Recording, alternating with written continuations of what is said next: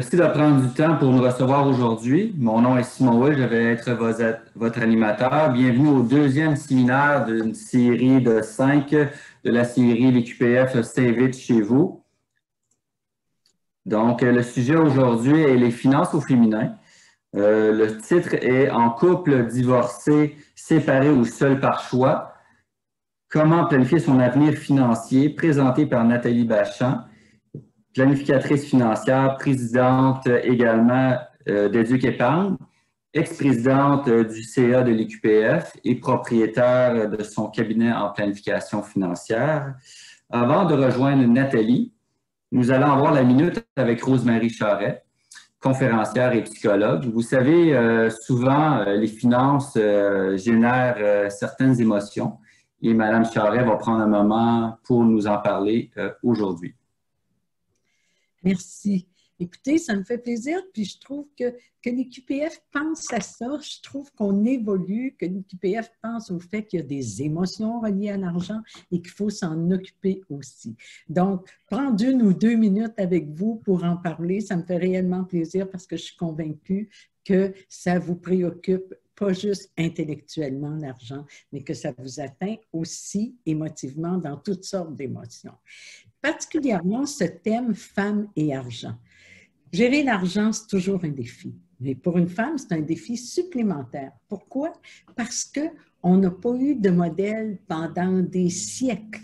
Donc, on réinvente parce qu'on a aussi cette espèce de dichotomie entre prendre soin de soi puis prendre soin des autres. Alors, comme les femmes sont très portées à prendre soin des autres, souvent, ça se manifeste aussi dans la façon de gérer l'argent, ou du moins dans la façon de ne pas s'affirmer pour réclamer son dû dans différentes situations familiales. L'argent, c'est lié avec le pouvoir et c'est une chose qu'on doit apprendre à gérer, avec laquelle vivre. Sinon, l'argent vous rend anxieux, occupez-vous-en. Une des tendances, c'est d'essayer de ne pas y penser. Et c'est d'essayer de trop s'angoisser pour l'avenir. Le moment présent, c'est le bon moment pour prendre les bonnes décisions. L'apprendre à faire des choix, mais des choix éclairés. Et je suis convaincue que plus vous serez formé, et ça me fait plaisir de participer justement à ces sessions de formation, plus vous serez formé, plus vous serez informé, plus vous aurez confiance en vous pour prendre les décisions. Puis si vous voulez vraiment faire un beau cadeau à vos enfants, montrez-leur à faire des choix, à prendre des décisions aussi par rapport à l'argent. Je suis convaincue que vous allez avoir une belle session parce que la réputation de Nathalie n'est plus à faire. Je l'ai vu dans différentes conférences, mais je vous souhaite une belle session de formation. Au revoir. Merci beaucoup, Mme Charret. Ce fut fort intéressant. Et merci beaucoup pour l'aperçu des émotions reliées aux femmes et l'argent. Alors, comme Mme Charret nous disait, effectivement, la réputation de Mme Bachand n'est plus à faire. Alors, sans plus tarder, je laisse la parole à Mme Bachand. Bonne session. Bonjour à tous. Je suis vraiment heureuse d'être avec vous ce matin pour vous parler de différentes choses en planification financière. J'ai essayé de faire le tour un peu de façon générale, je vous dirais. Le titre du webinaire s'adresse plus aux femmes, mais je sais que j'ai des hommes là, qui se sont inscrits. Là, mes sources m'ont dévoilé ça. Donc, écoutez, les conseils en planification financière, ça s'adresse autant aux hommes qu'aux femmes. Donc, ma présentation va évidemment pouvoir toucher les hommes aussi. Mais je vais essayer d'y teinter un peu une touche féminine là, le plus possible. Donc, je vais partager mon écran pour vous partager la présentation. Donc, c'est toujours laborieux. Là, on a fait beaucoup d'amélioration dans nos connaissances technologiques, j'avoue, dans les derniers mois, mais ça trahit mon âge. Donc, je vais y aller ici comme ça. avec la présentation. Donc, j'imagine que vous voyez mon écran et vous me voyez un petit peu en petit, là. En fait, je l'espère que ça a fonctionné. Sinon, Simon va me texter et me dire que ça ne marche pas ou va me le dire.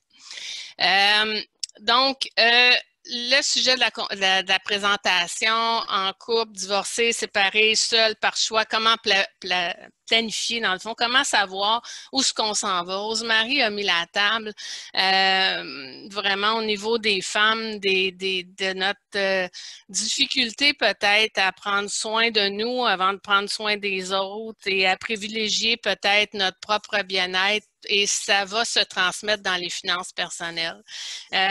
Par contre, les femmes ont vraiment un sentiment comment je pourrais dire ça, d'insécurité relié à leur capacité de gérer.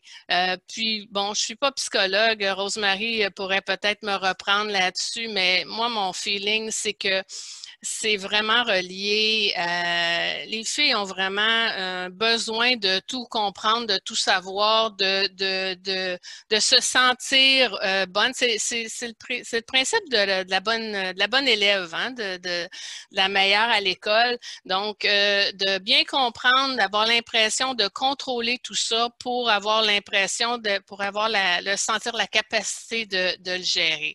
Ben, j'ai des petites nouvelles pour vous. Si vous n'avez pas besoin de tout comprendre, de tout savoir, il y a des gens, des professionnels pour vous aider. L'important, Rosemary l'a bien dit, c'est de mettre la main à la pâte, de faire les premiers gestes pour éliminer cette insécurité-là là, si elle vous habite. Donc, on va essayer ensemble de vous donner un peu d'informations et on pourra prendre des questions à la fin, comme Simon l'a mentionné. Donc, l'ABC de la planification financière, c'est quoi? On va commencer avec la base, des questions, je vous dirais, qui me reviennent fréquemment en consultation. Et je ne connais pas le niveau des gens qui m'écoutent actuellement, et ça, c'est l'inconvénient, je m'excuse, je vais faire une petite parenthèse, l'inconvénient de faire du webinaire, c'est que je ne vous vois pas. Je suis habituée de faire des conférences et de voir les gens.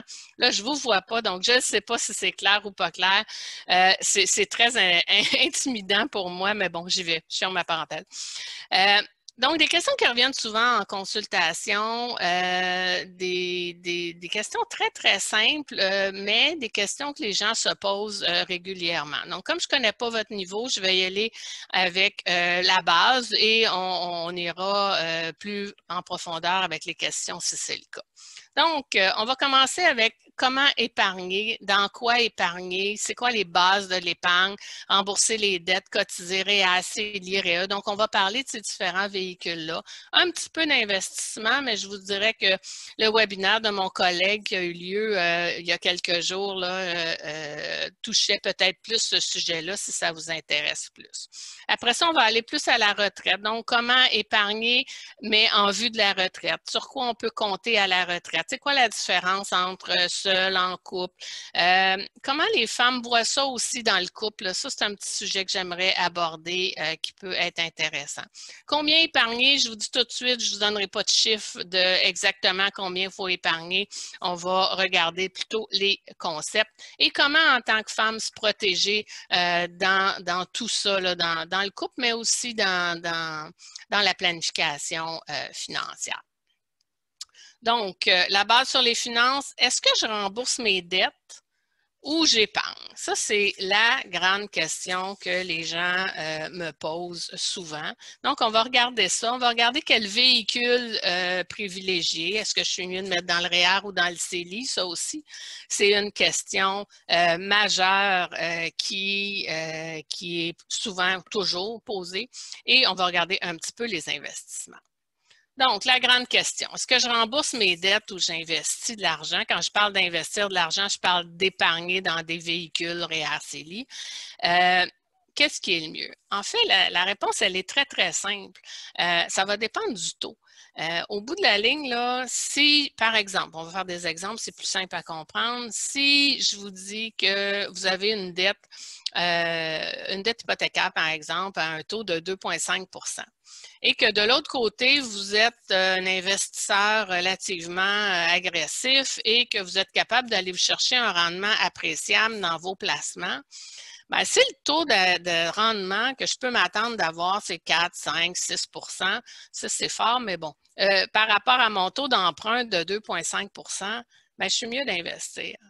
Par contre, si, à l'inverse, je suis quelqu'un qui est très sécuritaire, qui préfère investir dans des placements garantis, qui vont aller me chercher du, pas moi, 1,5, 2, 2,5 ces temps-ci, et que de l'autre côté, j'ai un emprunt ou une carte de crédit à la limite non payée, non remboursée à chaque mois à des taux de 8, 9, 10, voire 20 bien, c'est évident qu'il faut rembourser les dettes en premier.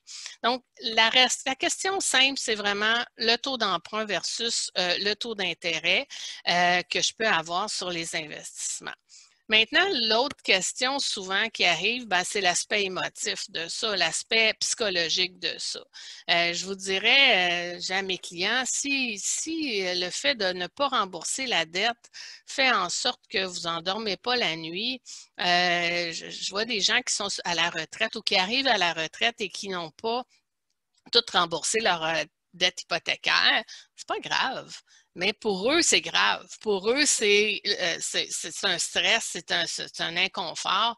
Ben, écoutez, on va y aller aussi avec ce qui vous permet de dormir sur vos deux oreilles. Donc, il faut tenir compte de votre feeling à vous, de ce que vous ressentez, mais la réponse simple, mathématique, ça dépend vraiment du taux. Et donc, rembourser une hypothèque, rembourser un emprunt, c'est aussi m'enrichir, comme m'investir, c'est m'enrichir.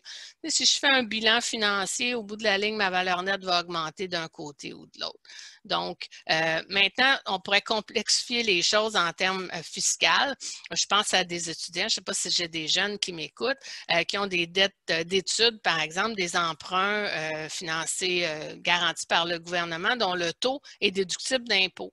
Ah, ben là, ça change la donne. Peut-être que si mon taux est déductible d'impôt, peut-être que je pourrais retarder le remboursement de cette dette-là.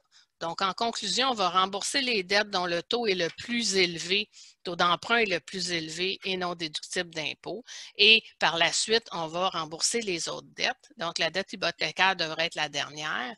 Et selon le taux d'intérêt qu'on peut s'attendre, selon les rendements, bien, on va investir quand on va avoir des dettes à des taux pas trop élevés. Je continue. Maintenant, quand je décide d'investir, je l'investis dans quoi? Est-ce que la question, encore une fois, est-ce que c'est REER ou CELI qui est le mieux? Essentiellement, vous avez un tableau qui vous résume un peu les différences. La grande différence, c'est que le REER, quand je le cotise, je vais avoir une économie d'impôt au moment de la cotisation. Donc, si je mets, par exemple, 5 000 dans le REER et que mon taux d'imposition marginal est rendu à 40 j'aurai une déduction d'impôt ou un retour d'impôt de 2 000 ce qui n'est pas le cas au CELI. Si je mets de l'argent dans mon CELI, ben, je n'aurai pas je ne mets pas ça sur ma déclaration d'impôt, donc je n'aurai pas de retour d'impôt. Par contre, dans les deux cas, les sommes qu'on met dans ces véhicules-là s'accumulent à l'abri de l'impôt. Ce que ça veut dire, c'est que les rendements annuels ne sont pas imposables. Je ne reçois pas de feuillets fiscaux pour payer l'impôt là-dessus. Par contre, quand j'arrive à la retraite ou quand j'arrive au moment où je retire ces sommes-là, bien, le REER, comme il était déductible d'impôt, le retrait sera imposable. Alors que le CELI, le retrait ne sera pas imposable. Même le rendement accumulé dans le CELI ne sera pas imposable. Là, vous allez me dire, c'est bien mieux le CELI parce que je ne paierai pas d'impôt au retour. Oui, mais je n'aurai pas eu de déduction d'impôt à la base. En fait, la résultante de l'analyse, en fait, la conclusion en lequel véhicule est le mieux, je vous dirais, si c'est pour un but à court terme, donc en période d'accumulation pour la retraite, je vais mettre de l'argent dans le CELI pour économiser, mais peut-être que j'aurai besoin de cet argent-là à moyen terme pour acheter une voiture ou pour des projets particuliers, bien, c'est sûr que le CELI va être mieux que le REER. Par contre, si les deux véhicules, je les regarde pour la retraite, mais ça va dépendre du taux d'imposition. Donc, si mon taux d'imposition, quand je vais retirer le REER, est plus bas, donc au moment de la retraite, mon taux d'imposition est plus bas que le taux d'imposition que j'ai quand je cotise au REER, donc la récupération d'impôt quand je cotise, bien, le REER va devenir plus avantageux parce que le taux d'imposition va baisser et ça va être plus rentable. Alors que le CELI va devenir moins rentable dans ce cas-là. Le CELI va être plus rentable si le taux d'imposition va avoir tendance à augmenter au moment où j'aurai sorti mon REER. Donc, c'est certain que l'information, on ne la sait pas toujours à l'avance. On ne sait pas exactement combien d'impôts on va payer à la retraite, mais de façon générale, on peut penser qu'à la retraite, le taux d'impôt a tendance à diminuer. Donc, on pourrait, dans un objectif d'économie pour la retraite, privilégier le REER dans la plupart des situations. Encore une fois, je vais toujours ici, planification financière s'appelle planification financière personnelle, hein, parce que chaque cas est un cas et dans chaque conseil, évidemment, il y aura des petites différences qui vont peut-être faire en sorte que le conseil serait différent. Donc, autre chose aussi au niveau du REER, mais c'est basé sur les revenus. Donc, le REER, je ne peux plus y cotiser si je n'ai pas de marge au REER reliée à des revenus d'emploi. Et je ne peux plus cotiser au REER non plus après 71 ans. Alors que le CELI, je vais toujours pouvoir y cotiser. Les marges s'accumulent, pas reliées aux revenus d'emploi, mais pour tout Canadien de plus de 18 ans. Donc, aujourd'hui, un CELI, si vous n'y avez jamais cotisé, vous pouvez mettre 69 500. L'année prochaine, ben, on va continuer d'augmenter les marges. Là. Ça devrait être encore un 6 000 par année de plus l'an prochain qui va s'ajouter à ce montant-là. Et le CELI, contrairement au REER, quand je fais un retrait du CELI, je vais pouvoir remettre les sommes dans mon CELI. Faites attention seulement à l'année suivante du retrait, mais si par exemple cette année, je retire 5 000 et que j'ai toujours cotisé le maximum, je retire 5 000 en 2020. Donc, en 2021, je vais avoir droit de remettre mon 5 000 plus la nouvelle marge de 6 000 par exemple, là, qui sera disponible probablement en 2021. Donc, je pense que c'est un petit résumé rapide entre le REER et le CELI, gardez à l'esprit que dans un objectif de retraite, le REER sera souvent le meilleur véhicule, sauf exception. Je continue. Peut-être un petit mot sur le REER. Je ne veux pas non plus aller, je regarde mon heure. Parfait. Donc, le REER, écoutez, si vous avez des enfants, n'oubliez pas le REER. Le REER, ça peut être un véhicule plus intéressant que le REER, surtout les familles à faible revenu. Mais même sinon, le REER donne une subvention de 30 pour tout le monde pour des cotisations qu'on met dans un véhicule pour les études postsecondaires des enfants. On ne parle pas d'études nécessairement au doctorat, là, on parle d'études après le secondaire, école de métier et tout ça. Donc, vraiment, je ne veux pas aller trop dans le détail, je vais manquer de temps, mais vraiment un véhicule à analyser, à regarder avec attention et souvent méconnu ou en tout cas moins utilisé là, qu'il le devrait. L'investissement, écoutez, c'est pas l'objet principal de la présentation. Une fois qu'on a décidé REER, CELI, REER, dans quoi on voulait investir, ben là, il faut trouver un véhicule de placement. Parce que les gens ont tendance à dire le CELI, c'est pas bon, ça rapporte pas. Ça pas vraiment rapport, ce commentaire-là, en fait, c'est que le CELI ou le REER, je vais à l'intérieur de ces véhicules fiscaux-là y placer des investissements et ce sont ces investissements-là qui dicteront mon rendement. Donc, type d'investissement. Fait que les deux choses, je vous dirais, à retenir, c'est faire le profil d'investisseur pour voir de quel type d'investisseur on est, est-ce qu'on est plus sécuritaire ou plus audacieux, comme on le voit ici. Là. Plus je vais être audacieux, donc plus je vais prendre la possibilité d'avoir des risques, des fluctuations de marché. On peut le voir là, au mois de mars, comment vous vous êtes senti avec les fluctuations. Peut-être que ça a fait en sorte que vous avez réalisé que vous n'étiez peut-être pas aussi audacieux que ça. Donc, c'est de voir un peu comment vous êtes comme personnalité et à combien aussi votre horizon de placement, combien d'années de la retraite ou de l'utilisation des sommes va être important. Donc, je vous dirais, compléter le profil, respecter son profil, trouver un service qui vous convient, allez vous faire accompagner, trouvez-moi un planificateur financier qui va vous aider à aller atteindre vos objectifs. Parce qu'honnêtement, dans le domaine du placement de l'investissement, je crois sincèrement à la consolidation. Je pense que c'est important d'avoir une personne qui va vous accompagner, qui va vous aider. C'est prouvé que vous allez avoir des meilleurs résultats de cette façon-là. Ces gens-là peuvent mieux travailler aussi s'ils ont toutes vos choses à gérer. Valider les frais de gestion, c'est important. Les frais de gestion, c'est les frais, c'est le rendement que vous n'aurez pas, hein? Donc, plus les frais sont élevés. Et revalider votre profil d'investisseur, mais allez trouver quelqu'un qui va vous accompagner à ce niveau-là. OK, planifier sa retraite maintenant, seul ou en couple. Égalité ou équité, quelle est la différence? Je vais en revenir plus tard, mais le mot ici, le point ici que je voulais apporter, c'est, là je vais m'adresser surtout aux femmes. Les femmes, on a tendance à, et j'en ai vu, là, vous allez me dire, ben non Nathalie, ça se peut pas, mais non, j'en ai vu. Des gens qui veulent, dans le couple, payer absolument 50% des dépenses. C'est leur seule façon pour elles de se sentir autonome, de dire l'équité dans le couple, c'est de payer la moitié des dépenses. Donc, chacun paye la moitié des frais d'épicerie, de tout ça, la maison, moitié-moitié, tout le kit. Sauf que si on prend les congés de maternité, si les revenus sont inégaux, si les femmes ont souvent tendance encore à être celles qui vont faire du temps partiel pour s'occuper plus des enfants. Donc, le 50-50, pour moi, il est à revisiter. S'il vous plaît, revoyez ça. Pour moi, l'égalité n'est pas égale à équité. L'équité, ça peut vouloir dire qu'on va uniformiser notre épargne, par exemple. Il y a plusieurs méthodes. J'en ai pas une privilégiée plus que d'autres. Je vous dirais juste que la discussion est importante dans le couple pour voir qu'est-ce qui est le mieux pour vous. Mais égalité n'est pas toujours égale à équité pour moi. On va regarder aussi les différentes sources de revenus pour la retraite, combien épargner, on va regarder un petit peu ça ensemble. Mais évidemment, je regarde mon téléphone à côté pour voir l'heure. On n'a pas évidemment énormément de temps, donc on va passer rapidement.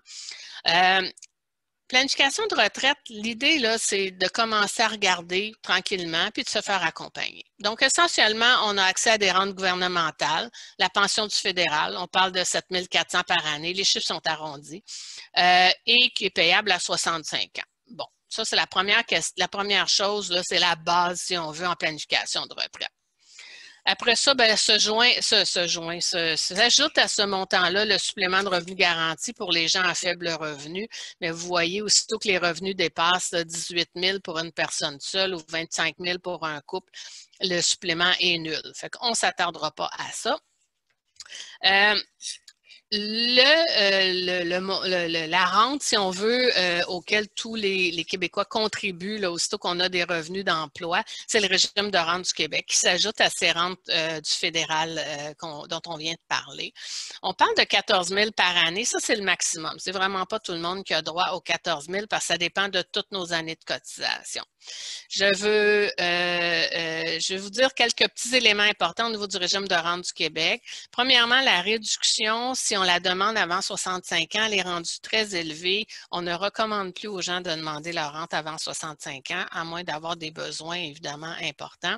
Et elle est bonifiée de façon importante après 65 ans, donc c'est un pensez-y bien.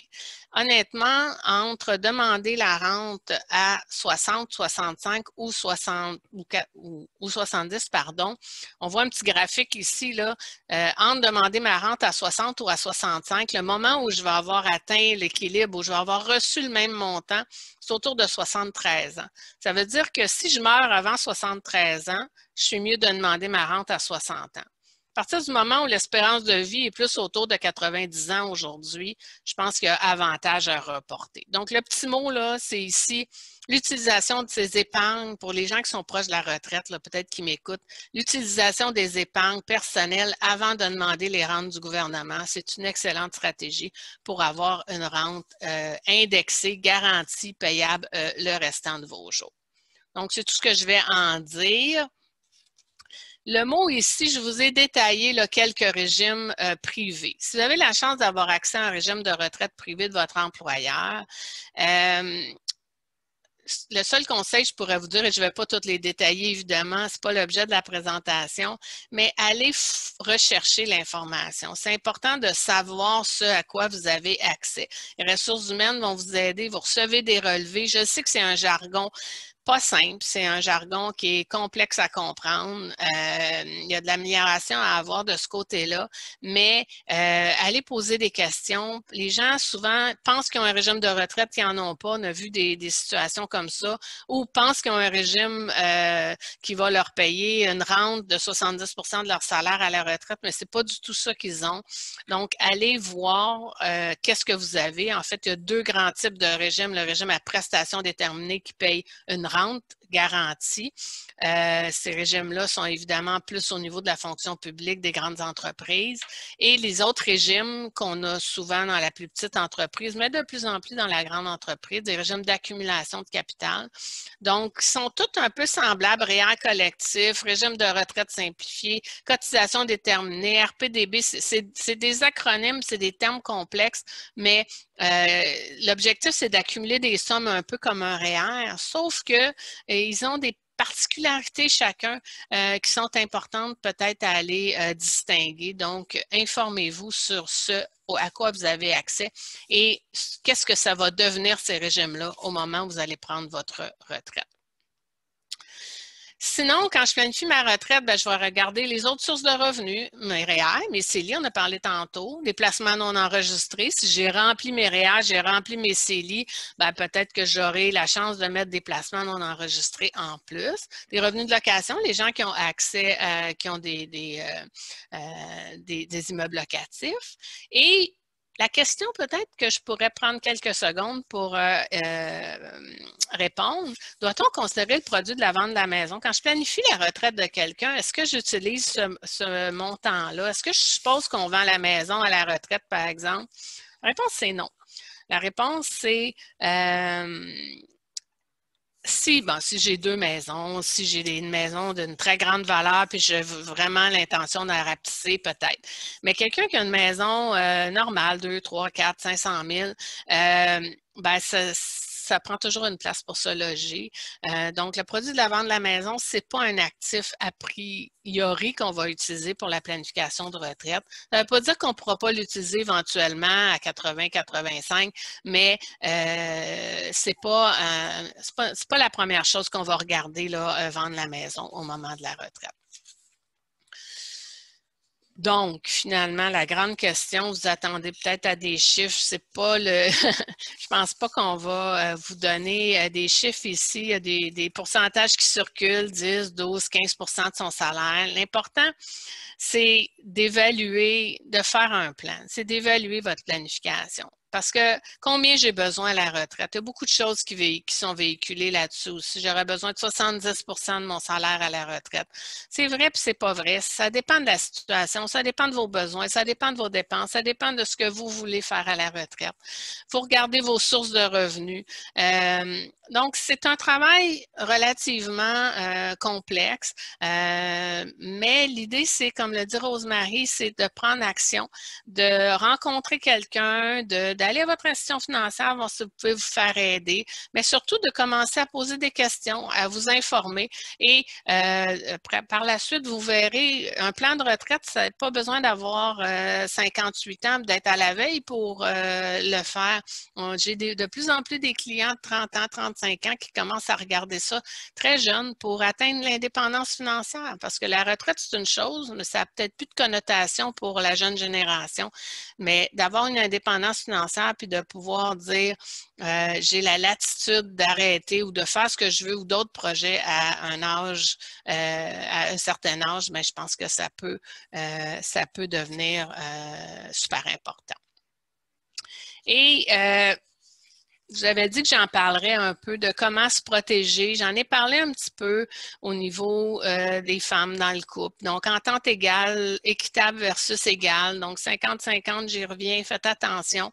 Ça prend une équité, tu sais, quand on bâtit une famille et il faut voir comment on va répartir les dépenses. Au prorata, il y a plusieurs méthodes, comme je l'ai dit, mais allez-y en fonction de votre situation, mais amener le sujet, c'est important. Au niveau de réduire le temps de travail pour les enfants, ben ça prend une discussion avec le conjoint et la convention de vie commune. Si vous n'êtes pas marié, un petit mot là-dessus, c'est vrai pour les hommes aussi, vous n'êtes pas marié, d'avoir une convention de vie commune pour décider de qu'est-ce qui va se passer s'il y a une séparation.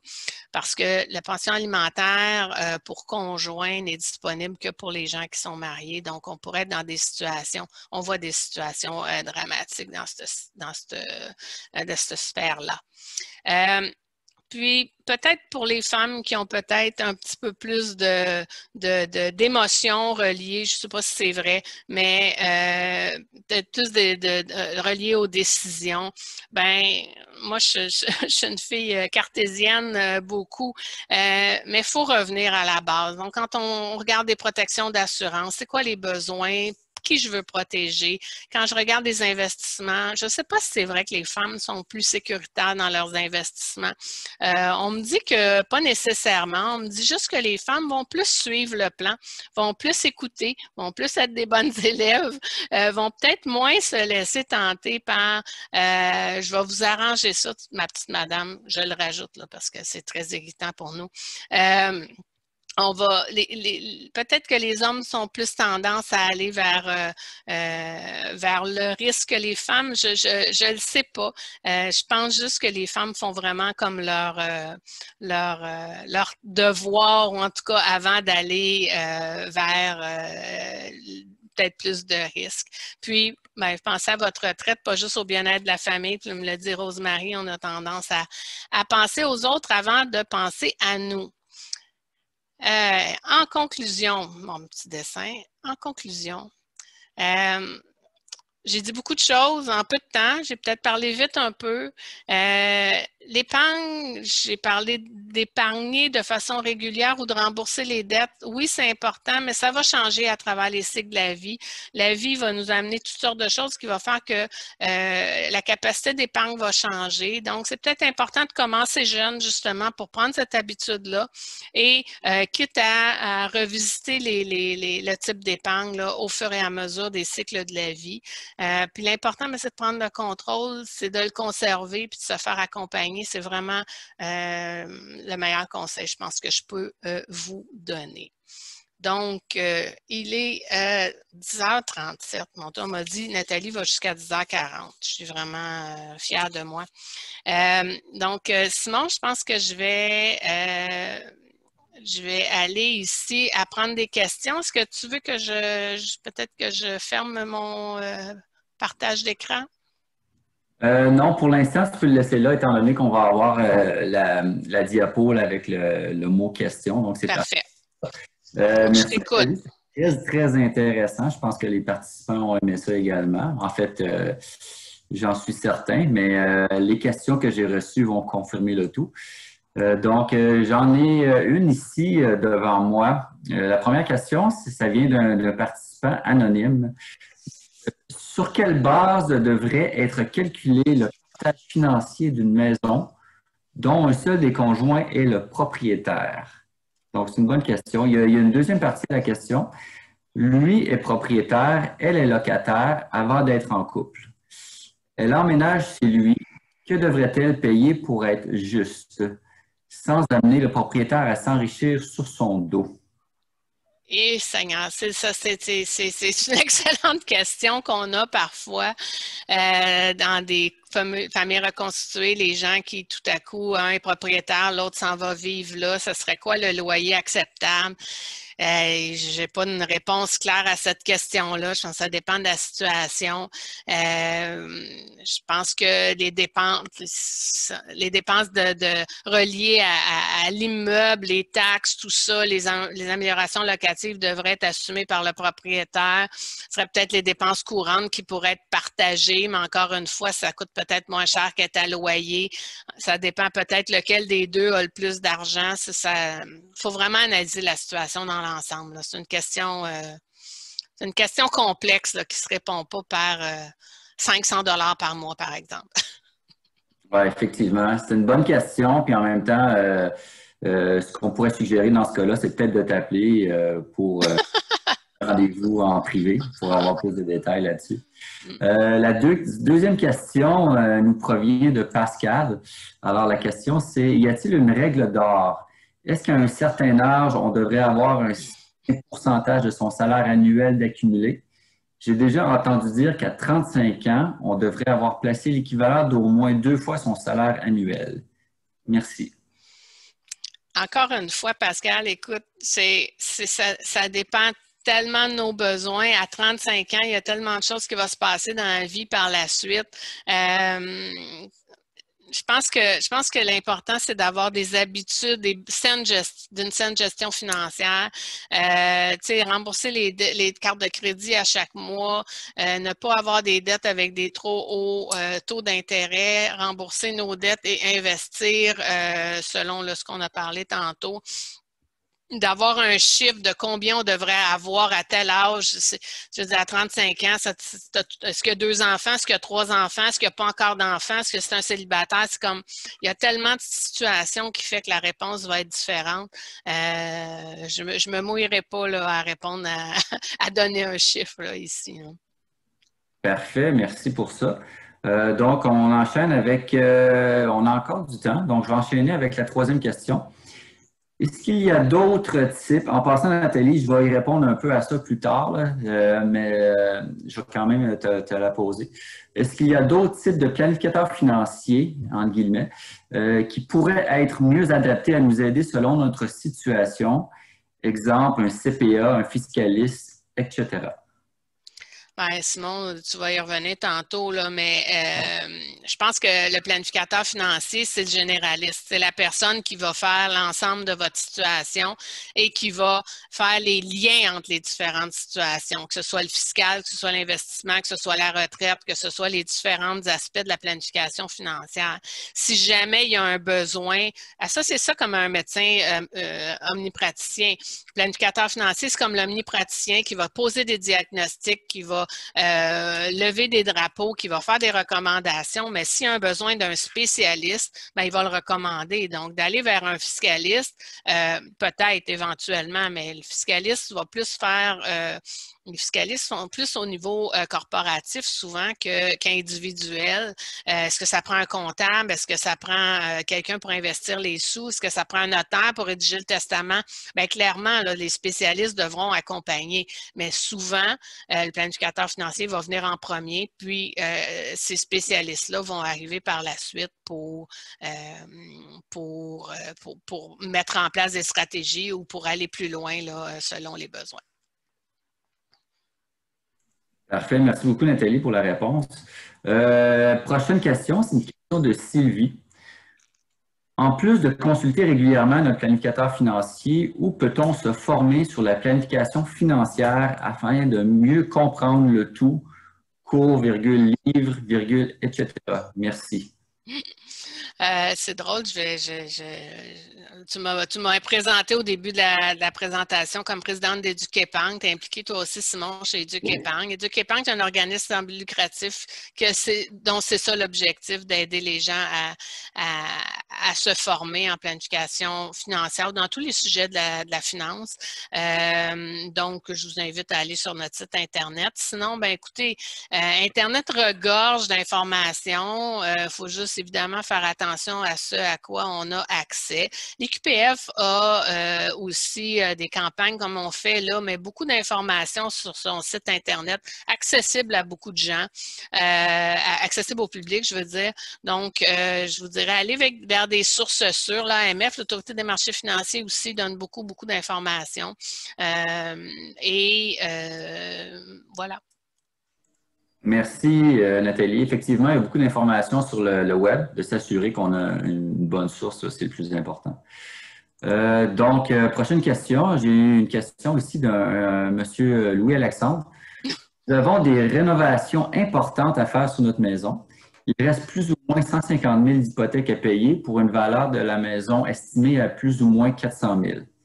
Quelle serait la meilleure stratégie à privilégier? Donc, il y a une hypothèque de 150 000 puis il y a des rénovations à faire. La meilleure stratégie à privilégier. encore là, on va répondre par ça dépend. Je dirais que si vous avez les liquidités dans votre compte de banque, payer les rénovations, ben peut-être que c'est la meilleure solution. Peut-être aussi que si on n'encaissera pas des REER pour ça, est-ce qu'on devrait emprunter? C'est peut-être ça la sous-question pour faire les rénovations. Ben oui, c'est probablement une bonne stratégie, surtout avec les taux d'intérêt hypothécaires très bas. Encore une fois, je vais revenir avec ce que j'ai dit tantôt. Ça va dépendre de votre profil d'investisseur puis de si vous avez de l'épargne à côté, à combien elle est investie l'épargne.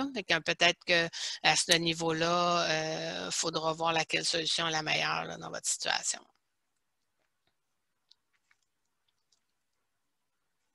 T'es muté, Simon.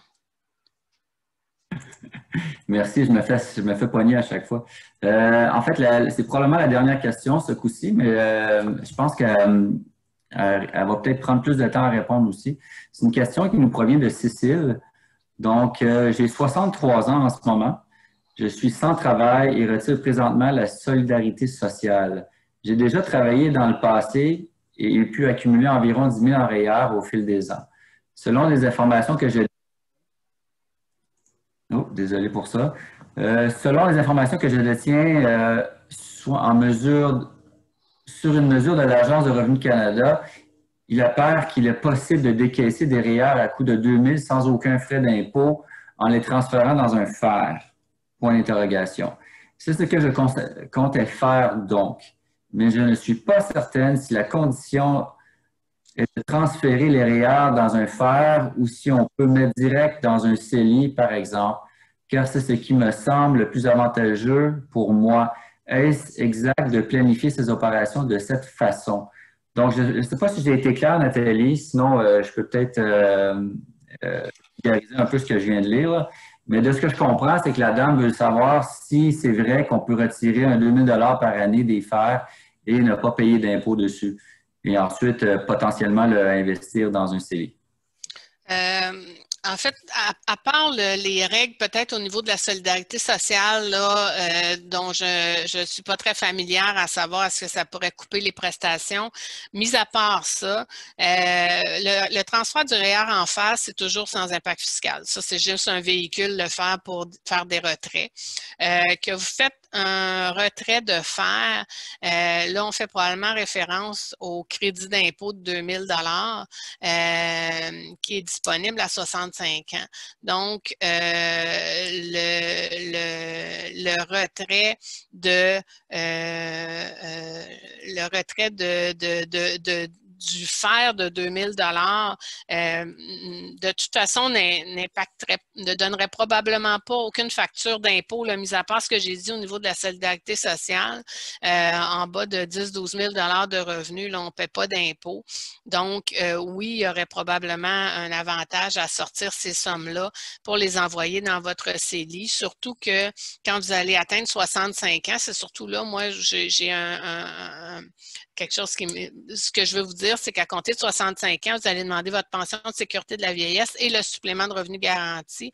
Et des retraits de FER auraient tendance à réduire le supplément de revenu garanti. Donc, il y aurait avantage probablement à liquider ça avant d'avoir accès à votre supplément de revenu garanti. Mais les impacts sur la solidarité sociale seraient à vérifier là, avant de faire ça. Est-ce que j'ai répondu? Oui, je pense que oui. Puis aussi, j'ai une confirmation dans le chat ici. Là, les règles de la sécurité sociale vont couper 1 $ pour chaque dollar retiré des REER. Donc, il y aurait lieu d'attendre à 65 ans pour faire ça. C'est ça, exactement. Merci beaucoup, Nathalie. Puis, on a encore un peu de temps, donc je vais te poser la dernière question. J'en ai une autre qui vient d'apparaître. De la part de Joanne, je ne trouve pas le site d'Éduc Épargne. De mémoire, je pense que c'est educepargne.com, tout simplement. Je ne sais pas. Je pourrais le mettre sur LinkedIn, là, où on pourra l'envoyer. Je ne sais pas comment on pourrait faire, là, mais educepargne.com, d'après moi. Oui, on vient d'avoir la réponse dans le chat. C'est educepargne.ca, le site. Ah, bon, parfait. Voilà. Alors, merci pour ça. Parfait. Ouais, ça vient d'apparaître. OK. Donc, aucune règle venant de cet organisme cet enjeu. OK. C'est beau.